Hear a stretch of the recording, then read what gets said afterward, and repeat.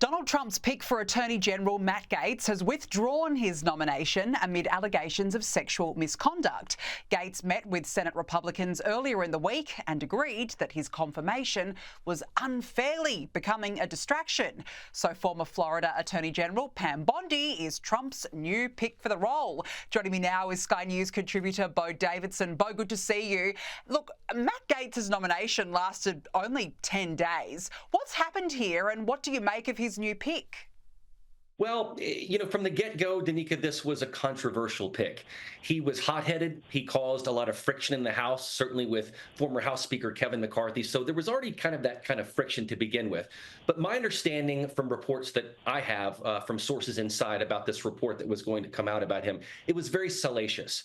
There were not just allegations in there that were salacious. They had the receipts. They had evidence. And that was going to be a damning report. So did Trump see this? Did someone alert him to this? Maybe, perhaps. But bottom line is Matt Gaetz had become dead weight. He'd become a liability. And so I think in the end, this was actually a good move. And if you think about his replacement, who it's going to be, Pam Bondi, I've actually met her before, strong woman, strong Floridian, does not come with the same skeletons in the closet that Matt Gaetz did. So I personally think that Pam Bondi will be able to do all of the things that Matt Gaetz would have done as Attorney General, just without all the hoopla and the fracas and the uproar that Matt Gaetz caused. So in the end, it's probably a better pick in the long run.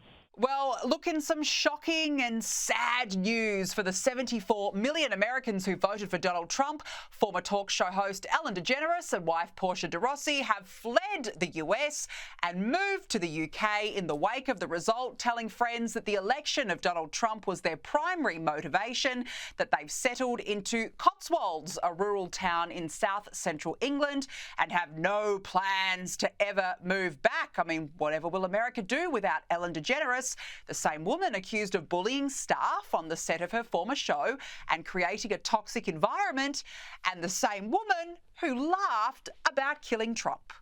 If you had to be stuck in an elevator with either President Trump, Mike Pence, or Jeff Sessions, who would it be? Does one of us have to come out alive?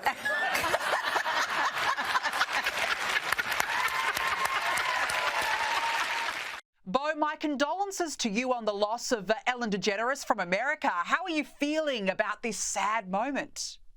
Danica, I've got my all black on. I've got my vigil candle lit for Ellen DeGenerate, is what I call her. Danica, there was a 2020 BuzzFeed report that came out that detailed a toxic work environment from about, 36 staffers. So if there's any good reason for Ellen DeGenerate to be leaving the country, I don't think it's really the re-election of Donald Trump. It's probably the fact that she should be running from these staffers and the whole reason that her show lost its place and is no longer on the air, because this whole feel good, be kind, be nice vibe that Ellen had, I think that's gone out the window. So you know what? All I can say is good on her for making good on her promise to leave. She and Portia can go. But aside from that, at least she made good on it. Now, if we can just get all the other pompous celebrities who said they were going to leave and say, you guys follow suit, please. Yes, I can tell you are in deep mourning. Fascinating, isn't it? Now, Beau, we spoke last week about the hemorrhaging ratings for left-wing media outlet MSNBC, and it just keeps getting worse for the network. Now the New York Post is reporting that its parent company Comcast has confirmed a massive spin-off of its cable networks, and that the network is likely to have large-scale layoffs, a change of its name, logos and headquarters, among other things.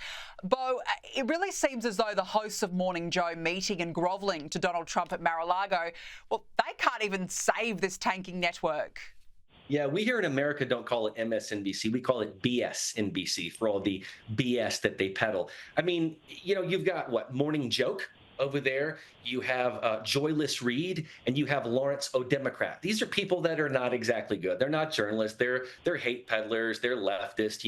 I think it's interesting that this new conglomerate that they're creating, this new parent entity, is called SpinCo, because that's pretty much all MSNBC ever was all spin, no truth. No honesty. But I've got an idea that I'll just put out there for those who are thinking about rebranding this network. I think they should do a rebrand.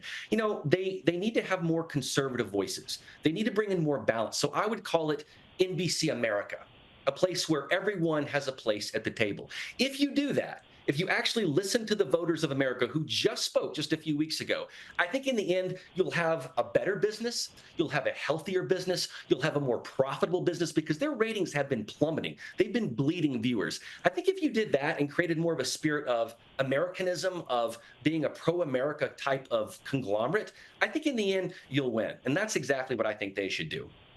Yes, that is a really good point. Now, before we let you go, a new poll shows that Kamala Harris is the front runner for the 2028 Democrat Party presidential nomination, way ahead of other Democrats, including Gavin Newsom and Josh Shapiro. Beau, this is only just weeks after, of course, she was decimated in the election vote. Is America really ready for Kamala round two? I think Republicans would welcome Kamala round two. Kamala 2.0 would be amazing because in the hopper right now on deck, you've got what? J.D. Vance, you've got Ron DeSantis, you've got Vivek Ramaswamy, and a host of others who would pummel her again. But this is, look, if they're dumb enough to nominate her again, they get what they deserve. We saw what just happened. She got annihilated. And it was because she was a bad candidate. See, this is where Democrats really have to rethink their whole strategy. If you put forth someone like that who's word salad, who can't speak policy, who has no policies, then you're going to lose. The fact that she's still at 40-something% and Josh Shapiro and all these other people are way down the line is just a testament to how much of a state of disarray and upheaval the Democrat Party is actually in right now. There is no de facto leader, but they need to pick up their lick their chops and pick up the pieces really fast, or they're going to lose every election down the line because the Republicans smartly have already thought about what America First is for a second and third generation. So I think she's unlikable, and I think she's unelectable. Yes, the Republicans have a clear succession plan. The Dems, on the other hand, not so much. Beau Davidson, great to have you on as always. Thank you for joining me. Thank you, Danica.